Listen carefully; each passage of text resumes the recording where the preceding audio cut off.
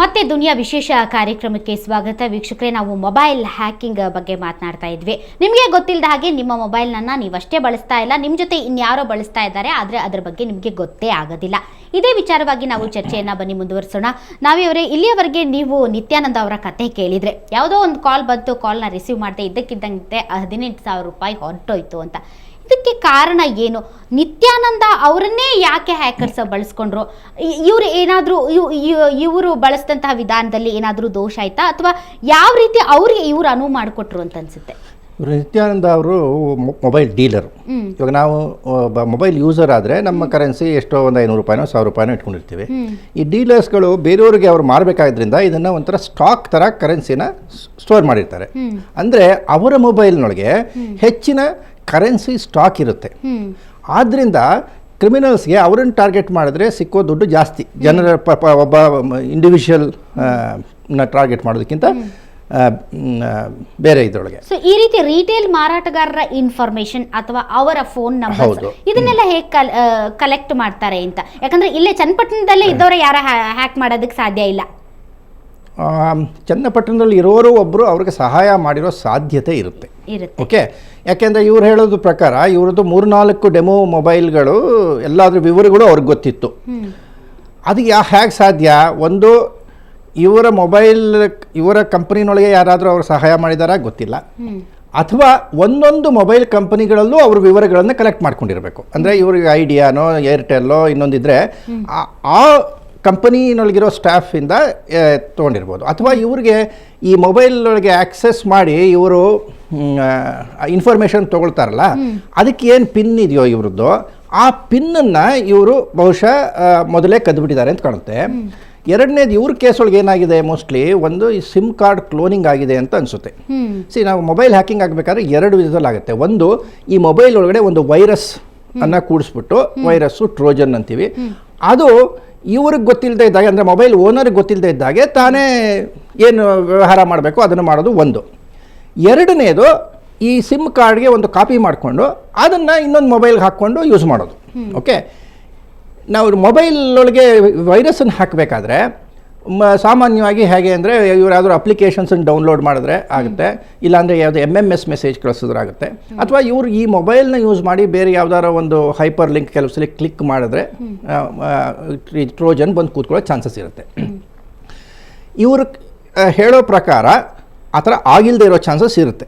Okay, ಆದರೂ ಈ ಥರ ನಡೆದಿರೋದ್ರಿಂದ ಇವ್ರದ್ದು ಮೋಸ್ಟ್ಲಿ ಸಿಮ್ ಕಾರ್ಡ್ ಕ್ಲೋನಿಂಗ್ ವಿಚಾರ ಆಗಿರುತ್ತೆ. ಈ ಸಿಮ್ ಕಾರ್ಡ್ ಕ್ಲೋನಿಂಗ್ ಅಂದರೆ ಏನು? ಈ ಸಿಮ್ ಕಾರ್ಡ್ನೊಳಗೆ ಇರೋ ಡೀಟೇಲ್ಸನ್ನೆಲ್ಲ ಬೇರೆ ಒಂದು ಸಿಮ್ ಕಾರ್ಡ್ಗೆ ಟ್ರಾನ್ಸ್ಫರ್ ಮಾಡ್ಕೊಳ್ಳೋದು.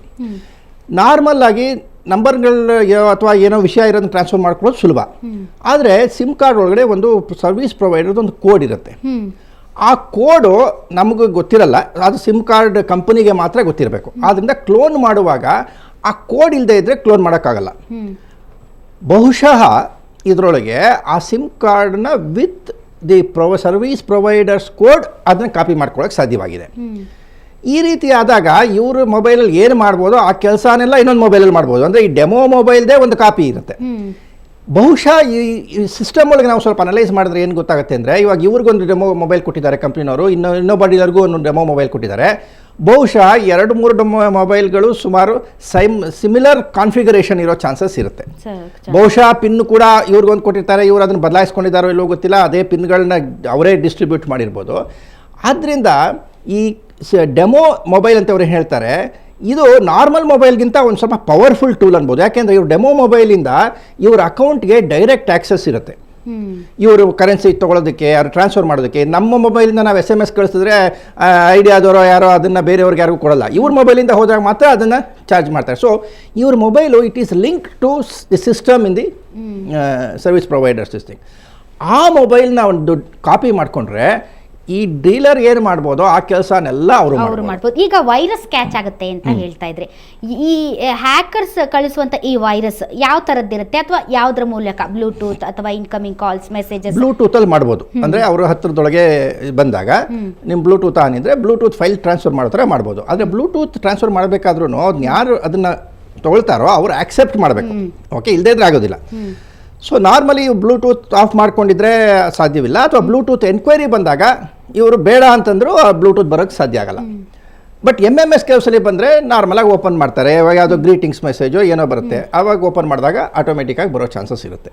ಸೊ ಒಂದು ಬ್ಲೂಟೂತಿಂದ ಬರುತ್ತೆ, ಇನ್ನೊಂದು MS ಮೂಲಕ ಬರುತ್ತೆ, ಇನ್ನೊಂದು ಇವರೇ ಯಾವ್ದಾದ್ರು ವೆಬ್ಸೈಟ್ಗೆ ಹೋದಾಗ ಬರುತ್ತೆ. ಯಾವುದೋ ಒಂದು ಮೆಸೇಜ್ ಕಳಿಸ್ತಾರೆ, ಮೆಸೇಜ್ ಕಳಿಸ್ಬಿಟ್ಟು ಇಲ್ಲಿ ಕ್ಲಿಕ್ ಮಾಡಿದ್ರೆ ನಿಮಗೆ ಏನೋ ಒಂದು ಇನ್ಫಾರ್ಮೇಷನ್ ಸಿಗುತ್ತೆ, ಮೊಬೈಲ್ನ ಹೇಗೆ ಚೆನ್ನಾಗಿ ಯೂಸ್ ಮಾಡೋದು ಅಂತನೋ ಅಥವಾ ಏನೋ, ಅಥವಾ ಇವ್ರು ಹೇಳೋ ಪ್ರಕಾರ ಇವಾಗ ಮೊಬೈಲ್ ಸರ್ವಿಸ್ ಪ್ರೊವೈಡರಿಂದನೇ ಒಂದು ಮೆಸೇಜ್ ಬಂದು ನಿಮಗೆ ಒಂದು ಹೊಸ ಇನ್ಸೆಂಟಿವ್ ಸ್ಕೀಮ್ ಕೊಡಬೇಕು ಅಂತಿದ್ದೀವಿ, ಇಲ್ಲಿ ಕ್ಲಿಕ್ ಮಾಡಿ ಅಂತಂದರೆ ಕ್ಲಿಕ್ ಮಾಡೇ ಮಾಡ್ತಾರೆ, ಅದು ಸ್ಮಾರ್ಟ್ ಫೋನ್ ಇದ್ದವ್ರಿಗೆ. ಓಕೆ, ಸೊ ಆ ರೀತಿನಲ್ಲೂ ವೈರಸ್ ಬರ್ಬೋದು, ಬ್ಲೂಟೂತ್ ಇಂದ ಬರ್ಬೋದು, ಇನ್ಕಮಿಂಗ್ ಮೆಸೇಜಸ್ ಬರ್ಬೋದು.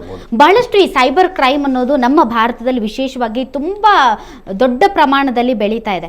ಆದರೆ ಈ ಹ್ಯಾಕರ್ಸ್ ಆಗಿರುವಷ್ಟು ಆ ತಂತ್ರಜ್ಞಾನದ ಬಗೆಗಿನ ಅರಿವು ನಮ್ಮ ಸೈಬರ್ ಕ್ರೈಮ್ ಅವ್ರಿಗೆ ಇದೆಯಾ? ಯಾಕಂದ್ರೆ ಪ್ರತಿಯೊಂದು ಕೇಸ್ನ ಡೀಲ್ ಮಾಡುವಾಗ ಬಹಳಷ್ಟು ವಿಳಂಬ ಆಗ್ತಾ ಇದೆ, ಯಾವುದನ್ನು ಕೂಡ ಪಟಾಪಟ್ ಅಂತ ಅದನ್ನ ಡೀಲ್ ಮಾಡೋದಕ್ಕೆ ಸಾಧ್ಯ ಆಗ್ತಾ ಇಲ್ಲ. ನೀವು ಕಾನೂನು ತಜ್ಞರಾದ್ರಿಂದ ನಿಜಕ್ಕೂ ಕೂಡ ಹ್ಯಾಕರ್ಸ್ಗಿರುವಷ್ಟು ತಂತ್ರಜ್ಞಾನದ ಬಗ್ಗೆ ಮಾಹಿತಿ ನಮ್ಮ ಸೈಬರ್ ಅವ್ರಿಗೆ ಇದೆ ಅಂತ ಅನ್ಸುತ್ತೆ, ಸೈಬರ್ ಕ್ರೈಮ್ ಅಲ್ಲಿ ಇರುವಂತಹ ಪೊಲೀಸರಿಗೆ ಅಥವಾ ಸಿಬ್ಬಂದಿಗಳಿಗೆ?